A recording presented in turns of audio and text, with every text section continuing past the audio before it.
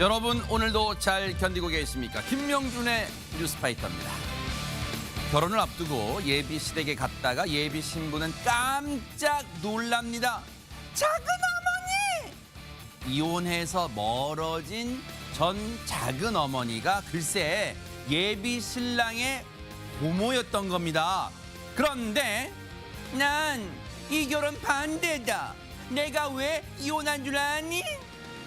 고모의 고백에 예비 시부모도 흔들리고 예비 신부는 너무나 억울해하는데요. 대체 무슨 사연일까요? 1월 7일 수요일 김명준의 뉴스파이터 60초 후에 달려보겠습니다.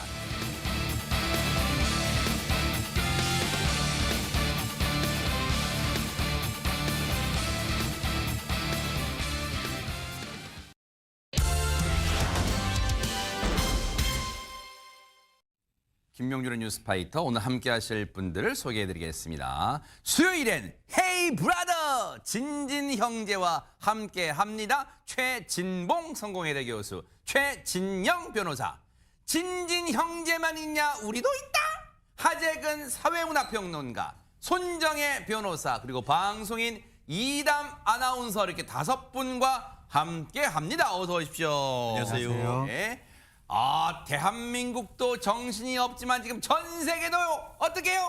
바삐 돌아가고 있는데요. 첫 번째 가볼 나라는 어딜까요? 이담 아나운서. 우리나라부터 한번 가보겠습니다. 좋은데요. 그제 SNS에요. 글과 사진 하나가 올라왔는데 이게 난리가 났습니다. 그 글의 제목은요. 네. 쿠팡아 지구에 사과해라는 글이었어요. 뭐나? 알든 모를 듯 제목만 봐서 잘 모르겠는데요. 그죠? 일단 네. 사진을 한번 보여드릴게요. 어허. 사진을 보시면요. 박스가 굉장히 많죠. 어머나. 무려 15개의 박스입니다. 아. 이 작성자는요. 초코바 15개 묶음 한 세트를 주문했는데 어머? 보시다시피 한 박스에 하나씩 들어있습니다. 이건 뭐예요 이게 이게 이거? 60g짜리 초코바가 있는 거거든요. 한 박스에 하나씩 들어있는 건데요. 이 게시물이 하루 만에 조회수 24만 회를 넘겼고요. 지금 이 파장이 아주 크게 불거지고 있습니다. 아니 혹시 저 주문하신 분께서요, 최진봉 교수님, 네. 저 초코바를 한 번에 한 개씩 구매를 했는데 그걸 총 15번 이게 누른 거 아니에요? 그렇다면 이렇게 뉴스에 우리가 다룰 이유가 없죠. 그렇지 않습니다. 어머머머. 한 묶음짜리를 산 거예요. 어머. 15개가 하나로 묶여 있는 아, 거를. 그래요? 그런데 박스를 저렇게 포장. 지금 보십시오. 와. 저게 증거를 올린 건데요. 다시 한번 그 박스 보여드릴게요. 자, 어떻게 왔는지 여러분 보세요. 깜놀하지 마세요. 이게 하나씩 들어 있어요. 와, 누가 보면 저기에 예. 가득 차게 한 50개 한들이 박스도 그렇게 있는 줄 알겠어요, 지금. 그러니까요. 그래서 열어봤더니 이렇게 되는 거 아니에요, 하나씩 지금? 들어 있는 거예요. 근데 어머나. 주문할 때는 아까 우리가 주문표 이분이 일부러 증거를 올리신 거예요. 네. 주문표에 보면 녹회 배송 한 것 15박스 문화표라고 돼 있지만 네. 실제로 배송을 요청했던 것은 15개 묶음 하나를 주문한 거였어요. 하하. 그러니까 얼마나 이게 황당한 일입니까 지금. 네. 그래서 구매 내역도 인증해갖고 이렇게 덧붙였는데 지인이 직장에서 직원들 간식으로 주문했던 것인데 포장을 하나하나 뜯느라 매우 귀찮고 황당했다. 그런데 말씀드린 네. 것처럼 지구에도 매우 안 좋은 영향을 미치는 그런 포장 방식이었습니다. 그렇죠. 저게다 환경 오염, 저 종이 박스 만드는 게 얼마나 오염되겠어요. 그런데 최진영 변호사님, 아니 쿠팡 측에서는 저렇게 개별 포장하는 게 더 힘들겠어요, 진짜. 근데 왜 저렇게 한 거예요, 지금? 그러게 말입니다. 이에 대한 댓글이 참 흥미롭습니다. 상당히 농담 섞인 반응과 함께 비판적인 반응도 있는데요. 농담으로 재미있는 반응은 신박한 배송이다라고 얘기를 하면서 상자를 사면 초코바가 오는 것이 아니냐. 아하. 질소를 사면 안에 과자가 들어있는 것이 아니냐 하는 그런 것을 패러디한 맞아요, 모습인 맞아요. 것 같은데요. 그 외에 상당히 또 비판적으로 보는 시각 같은 경우에는 이거 환경 부담 너무 큰 거 아니냐. 그렇죠. 나아가 묶음 포장 시스템 마련해야 되는 것 아니냐. 사실 우리 코로나19 전만 해도 일회용 용기 최대한 적게 쓰자라고 하다가 코로나19가 되면서 대면 접촉하지 않고 이런 배달 문화가 나면서 이런 어이없는 일까지 됐는데요. 네. 이제 코로나도 끝났고 우리가 일회용 용품 줄일 수 있는 방법 한번 강구해야 될 때가 인 것 같습니다. 근데요, 비단침 이 사연을 올리신, 제보를 하신 저분 초코바뿐만이 아니에요. 아마 여러분 댁에서도 경험해 보셨을 거예요.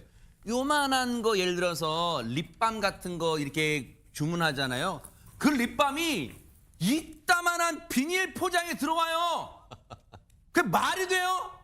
정말로 이건 쿠팡이 국민을 상대로 지금 조롱하는 게 아니라면 이런 식의 환경을 해치는 그런 과대 포장은 지양해 주시고 정말 이제는 이 걸맞은 그 제품 크기에 걸맞은 포장지를 진짜 마련해 주기를 바라겠습니다. 진짜 눈 똑바로 뜨고 지켜볼 거예요.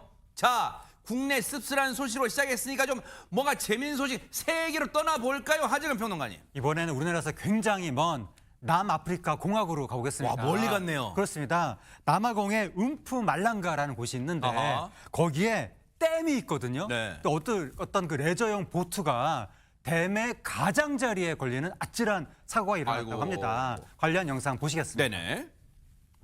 물줄기가 폭포처럼 쏟아지는 댐 꼭대기에 어머머. 보트 한 대가 위태롭게 멈춰서 있습니다. 어떡해요. 아이고. 금방이라도 떨어질 듯한 모습이 너무나도 아찔해 보이는데 네네. 근데 더 아찔한 것은 저 보트에 사람이 남성 4명이 타고 있었습니다. 아이고 세상에. 아니 근데 지금 왜냐면 저분들은 숨조차 진짜 쉬기 어려울 게 왜냐면 숨을 크게 쉬다가 그 미동조차 했다가는 저 댐 너머로 넘어갈 수 있잖아요. 떨어질 수 있잖아요 지금.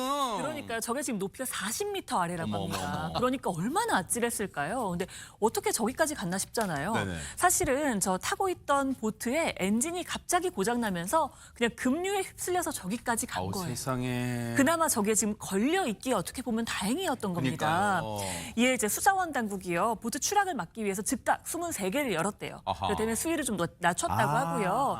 그리고 출동한 경찰과 또 응급구조대가 로프도 던지고, 그러니까 이제 줄도 던지고요, 네. 부표를 던져서 사람들을 구조를 했다고 하는데요. 합동 작전을 벌여서 2시간 넘게 작전을 해서 4명 모두 무사히 구조가 됐다고 합니다. 세상에. 아까 영상에서는 해가 아직 있었는데 지금 구조되는 영상에서는 주변이 깜깜해졌잖아요. 저분들 저 보트에 타셨던 분들한테는 그 시간이 얼마나 몇십 년처럼 느껴졌을까요? 어쨌든 무사히 구조돼서 천만다행입니다. 자, 한국 찍고 저 멀리 남아공 찍고 어디 가볼까요? 손정혜 변호사님. 이번에는 좀 더 가까운 일본으로 가보겠습니다. 뭐 어허. 아침마다 자기 전에 참 씻기 귀찮다, 맞아요. 추울 땐 더 귀찮다 하시는 분 많을 텐데요. 아하. 특히 양치, 이빨 닦는 거 이럴 때 참 이게 있으면 좋을 것 같다라고 네? 생각하실 텐데 같이 네. 영상으로 보시겠습니다. 뭘까요?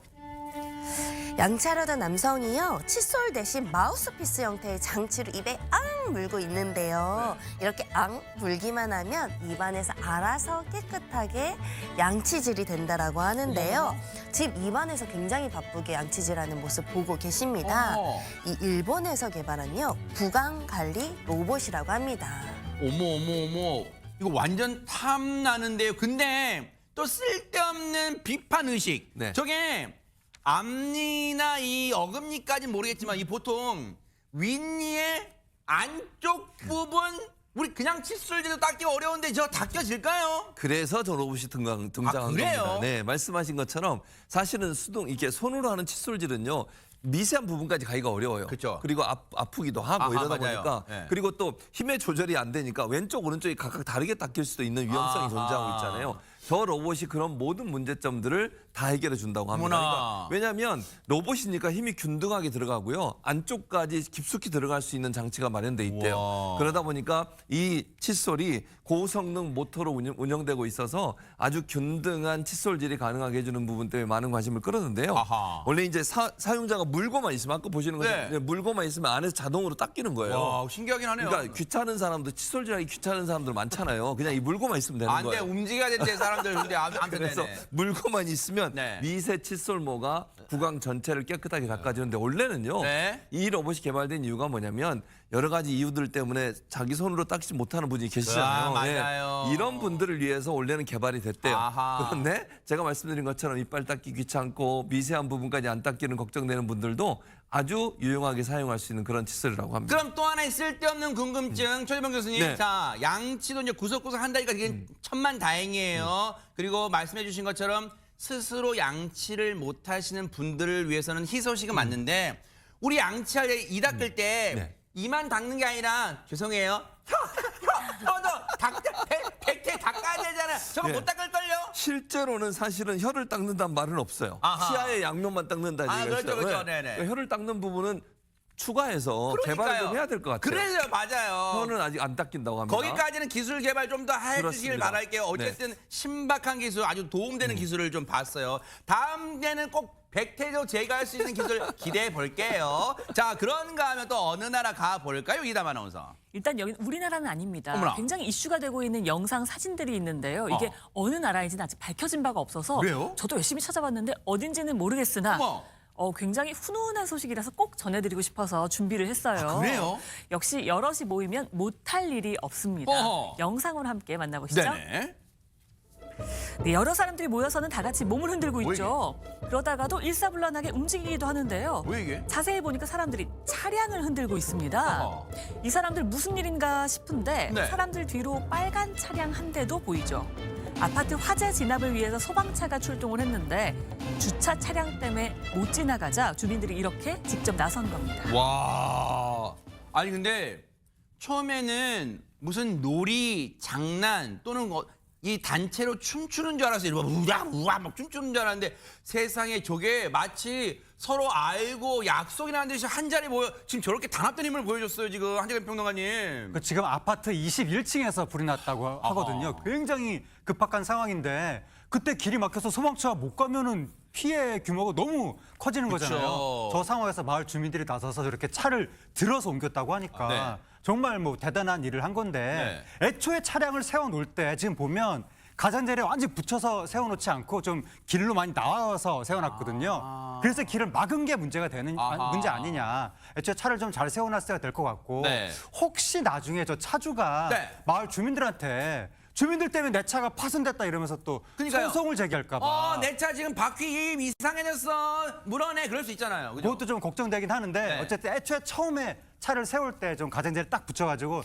잘 세워주길 바랍니다. 바로 그 궁금증을 우리 최진영 변호사님께 여쭤볼게요. 지금 말씀하신 것처럼 하재근 평론가님 말씀하신 것처럼 차주가 왔어요. 나중에 어라 내 차 위치가 바뀌어 있네. 근데 거기서 그치는 게 아니라 어라 내 차 지금 부품이 갑자기 지금 떨어져 있네. 범퍼가 떨어져 있네. 바퀴가 이상해졌네. 손해배상 청구할 수 있어요 주민들한테? 청구할 수 있겠죠. 하지만 결론적으로 긴급 피난, 정당 행위로 해서 손해배상 책임을 면제할 가능성이 높다라고 그래요? 봅니다. 말씀드린 것처럼 우리가 뭐 정당방위라고 하지 않습니까? 네네. 그런데 업무로 인한 행위, 이런 것은 정당 행위. 사실 저기 못 들어가면 그 피해가 굉장히 많지 않습니까? 공공의 피해가 확산되는 것을 막기 위한 정당한 목적을 위한 상당한 행위다라는 주장을 하면은 긴급 피난이나 아니면 정당 행위로서 손해배상 책임을 면제시킬 가능성이 있는데요. 이 부분에 대해서 과연 강심장으로서 손해배상 청구를 할 수 있을까요? 오히려 그 분이 아이고 내가 정말 주차를 잘못했네. 그러니까요. 반성해야 될 것 같습니다. 맞아요. 반성할 거라고 생각합니다. 자, 오늘 세계 여행의 종착지는 어딜까요? 손정혜 변호사님. 네, 이번에도 정말 감동적인 영상이 기다리고 있는데요. 그런데 한편으로는 또 아찔한 장면이기도 합니다. 네? 같이 보시겠습니다. 감동과 아찔. 네. 한 남성이 대롱대롱 지금 공중에 매달려 있는데요. 네. 보는 사람들도 지금 가슴을 졸이게 한 아찔한 모습. 그런데 손을 뻗어서 어디를 향해 가냐면요. 뭐죠? 제자리에서 빠르게 날개짓하는 새 한 마리를 지금 구하기 위해서 저렇게 손을 뻗고 있는데요. 어머나. 전선에 걸려서 오도 가도 못한 이 작은 새 한 마리를 구하기 어머나. 위해서 위험을 무릅쓰는 용기를 냈다고 합니다. 아니, 최진영 변호사님. 솔직한 심정으로 아, 나 지금 바빠. 라고 그냥 갈 수도 있잖아요. 근데 새 한 마리, 아니, 이 세상에 많고 많은 새. 아유, 그냥 뭐 내가 그냥 간다고 누가 또 구해주겠지. 그럴 수도 있었잖아요. 저는 저걸 보면서 그 인류애를 넘어서 동물애, 사실 최근 같은 경우에는 동물권 이런 부분들이 훨씬 맞아요. 더 강조되고 네. 있잖아요. 그런 가운데 어떻게 보면은 생명에 대한 존엄 이런 부분을 느낄 수 있는 것 같습니다. 사실 저분 같은 경우에는 두 가지 위험에 노출돼 있죠. 하나는 굉장히 높기 때문에 잘못하면 추락의 위험이 있는 맞아요. 것이고 또 한 것 같은 경우에는 저기는 전선입니다. 잘못하다가는 감전의 위험이 있는 것이죠. 그런 두 가지 위험이 있음에도 불구하고 저렇게 파닥이는 새를 구했는 것은 본인이 어떻게 보면은 저기 또 성공까지 했네요. 네. 이 부분에 대해서는 참 저도 어떻게 보면 영웅이다 이렇게 얘기하고 그렇죠. 싶은데 저게 외국에만 있는 것이 아니고 우리나라 한강 다리 근처에 가면은 실제로 낚싯줄에 걸려가지고 있는 이 비둘기 저런 부분이 적지 아이고. 않습니다. 아마 한국에서도 저런 거를 구조했던 분들이 네. 계실 것 같은데 외국에서도 자기의 생명까지 담보로 저렇게 하는 모습이 정말 약간 존경스러운 그런 영웅이 아닌가 생각합니다. 저 새가 딱 봐도 제비류는 아니잖아요. 근데 어쨌든 저 새가 일단 경황이가 없어서 감사하다는 말도 못하고 떠났지만 아마 친구 제비한테 얘기할 거예요. 제비야, 저 남자분한테 박수 좀 물어다 드리렴. 너무 내가 감사하다고 꼭 전해드리렴 할 수도 있어요. 아마 2026년 저 남성에게 좋은 일이 일어날 거라고 믿습니다. 감사의 박수 보내드립니다. 자, 지금 시각이 6시 7분을 향해 가고 있고요. 지금 여러분께서는 매일 오후 5시 50분에 방송되는 김명준의 뉴스파이터와 함께하고 계십니다.